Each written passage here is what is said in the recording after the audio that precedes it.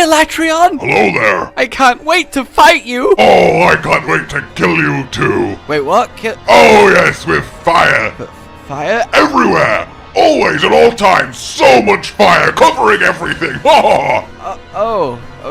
Okay, that sounds a bit, difficult. And dragon and lightning and ice just covering the zone non-stop! It's going to be great! I'm going to make Lunastra Nova look cute! Do you think that might be a bit over the top? We still want to enjoy hunting you. Hello, my fellow hunters! Where is Alatreon? Why is Alatreon? When is Alatreon? Who is Alatreon? Shut up! Okay, of course I know why he's delayed, and it is a good thing. What's important at the moment is everyone being as safe as they can be. But now that we do have extra time to ponder him in a world where he otherwise would have been released by now, I have been doing said pondering, and I can't deny I am a little bit worried that his fight might just be on the kind of really irritating side of things. Before you reach for that pitchfork emporium speed dial, I, of course, adore Alatreon. He's one of my favourite monsters. The Black Dragons are all incredible titans of Monster Hunter, and I am full froth at the mouth, ready to go excited. But because of that, of course, I want him to be, well, the very best he can be. And there is no secret that two things are true. Number one, his fight in the older games, well, at the time, is by, well, World and Iceborne standards, a bit simplistic. His moves are very straightforward and to the point, and in most cases, literally a point. It is Fire Plume on a point. It is Ice Shard on a point. It is Ice Breath on a point. It is a Dragon Charge in a straight line. It is a Lightning Slam into the ground on a point. He is very specific, targeted, hitting like a freight train, of course, but his only real everyone will die attack is the world's least threatening hailstorm that looks pretty, but really is one of the most anticlimactic attacks for something that powerful ever.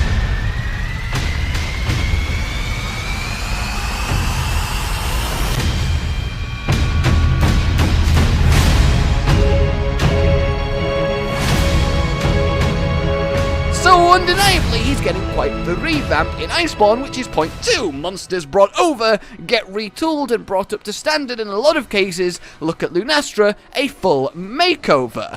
You're beautiful! And we know Alatreon is getting that full makeover from the teaser trailer. We see him just doing everything, everywhere. Apocalyptic level, badass ultimate attack, combining elements and generally living up to his reputation. But to bring Lunastra back once more, it's not always changes for the better. When I say the following words to you, okay, 2 words, I want you to tell me what your initial gut reaction is. Lunastra Supernova. Yeah, and the reason for that is that while it is in theory a real cool attack, it's also just so irritating. It is huge, it is AoE, it feels annoying to deal with, it feels unfair at times, the fire pools exploding while your health melts, and sure you can build to counter it, but it's just kind of obscene.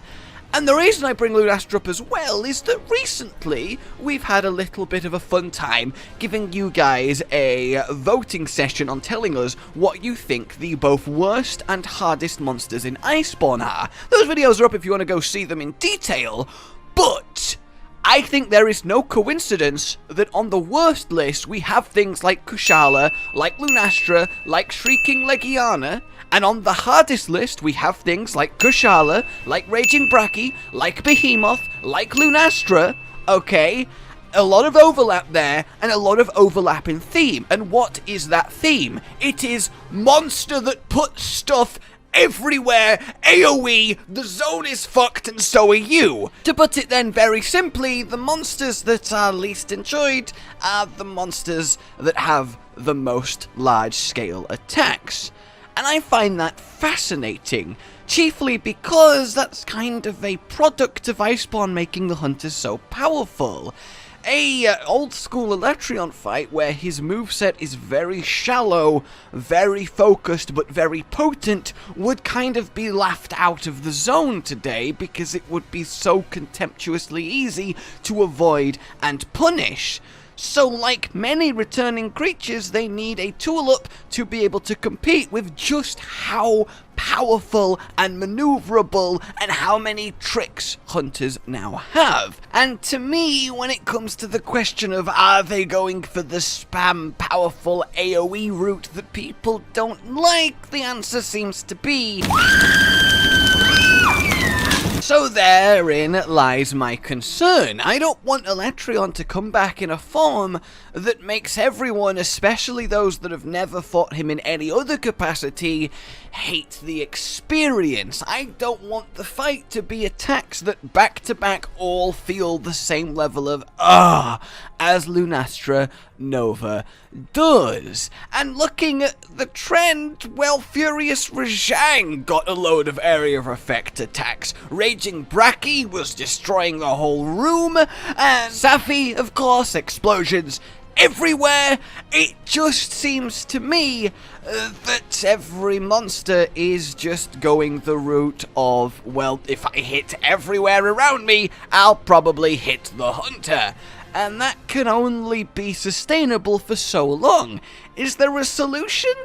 Not especially. The old game's hunter movement was so much more restrictive because the controls just were much more restrictive. It was much less fluid of a game. You had a much harder time putting yourself where you wanted to be in a responsive manner. So monsters could very specifically do pinpoint attacks that would still feel super threatening.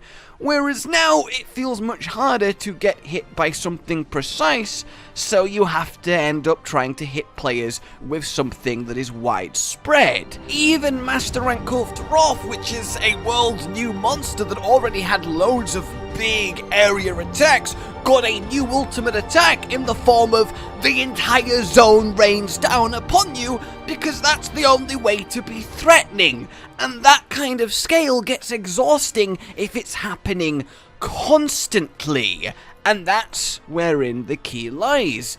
Can we figure out a solution that perhaps has to involve nerfing hunters, maybe in strength or in movement, that means we can go back to those days of a monster being truly threatening and powerful without blowing up the entire world during the hunt? A big aspect of it, of course, is the item box in the tent. If you can go back for more healing, then any hit that doesn't kill you doesn't matter, because you have infinite healing. So back in the day, when you had restricted healing, you only had what you brought and what you could scavenge. Every time you took damage, that was a permanent chip at, let's say, your total health pool granted by what healing you had. So you could afford monsters to be, well, worse at hitting you if the punishment for that was essentially permanent, which it's not in World and Iceborne, so you have to make things super dangerous, super threatening, or you just, well, won't cart anybody, and fights will feel super easy and anticlimactic. I think more and more with every new monster that gets released, I start to lament the loss of the war of attrition much, much more. In the old games, it was very much, Ho ho ho ho! You only have 3 potions left and I'm on 20% health! Who's gonna drop first?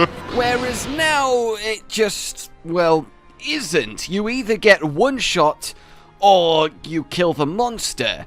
It's very hard to get hit by a follow-up attack that feels threatening if that follow-up attack isn't of colossal scale, length, or perhaps is exceptionally quick. But even quick attacks aren't too bad with how quick you, the hunter, are. So you're left in a situation where the only way to ever kind of get that heart-pounding, oh god, I'm gonna die, is if when you're on low health, the monster starts tuning up something colossal. Something like, oh, I'm on 20% and Lunastra has started novering. Well, fuck. If you're on 20% and Lunastra tries to physically charge you, it's, what? I'm just gonna walk away and drink. Whereas in the old game, you're on 20% and you start being charged by the monster, it's still very much, oh good lord! I remember even just trying to run out the zone to heal in peace was intense because monsters just were harder to get out of the way of. And if I was to make one change for the future of Monster Hunter in its new style, it would be no restocking items at the item box. I think for the sake of the game balance, that is the elegant solution. It lets monsters be threatening with lower stakes attacks again, and it makes you have to think a lot more about just tanking everything because it doesn't matter, because you can just constantly heal an infinite amount of times on the hunt. It means that damage can be lower because damage is more meaningful. It means you actually have a little bit more thought and nuance when it comes into encounter design, because you don't need everything to be ridiculously over the top dangerous, because everything is dangerous if you can only survive it for so long, no matter how little damage it's doing. Essentially, taking a basic hit in the old games was much more frequent, and it was a problem. Taking a basic hit in the new games is rare, and it's an inconvenience. And that is very sad to realize when it comes to how monsters are going to be realized going forward. I realize I kind of sort of went on a little bit of a tangent here, but looking at this Alatreon fight, I can't see a way in which they can make him live up to his Black Dragon, elemental god of death, apocalyptic walking destruction namesake, without also making some of his attacks, or perhaps more than we would like, feel obnoxious to deal with in the sheer scale and unavoidableness of them. So it's a very, very fine balance to walk, and one that I am going to be very curious in seeing how they indeed have done. I don't think in any world he's not going to be incredibly exciting, incredibly impactful, heart-pounding and intense the first few times, but I don't want his legacy to be Lunastra Nova levels of, God, do you remember how annoying that was to deal with? Because he's not had that before. His old form is too easy, but I don't want his new form to be too irritating. That's essentially my 2 cents on the matter. It does look like perhaps it's only his big attack that's going to have that kind of scale, but we do have sweeping beams of combined elements and storms and everything going on all the time, and I do hope that it's not the most scripted fight in the world, though you can definitely get away more than that with a monster that isn't supposed to be with any other monsters, though I think we can all agree a Black Dragon turf war would be unparalleled levels of just, oh my god, I'm so happy I lived to see this. And yeah, that is something I definitely want to happen. At the end of the day, I just want an Alatreon fight that is as threatening as it should be without being as irritating as I fear it might be. Oh, all that said, I am still obviously hype as all hell, and I cannot get in there to face him soon enough. My word, no matter how they've done him, one thing is for sure, it is going to be a breathtaking spectacle that is more than likely going to outdo everything we have seen so far in this game, and that is just, ha ha! Alright guys, I would love you all to chime in, and for now, like you enjoyed this, subscribe for more, and I'll see you next time. Goodbye. Rage Gaming with the video float. But that's all that's really relevant at the mo, but I'm still gonna leave this up so you patrons know that I love you even though the outro's no longer that kind of relevant. But the new one's being worked on and it's gonna be a truly badass song, and don't worry, I won't be doing any rapping on it. I'm gonna go now. This was shit.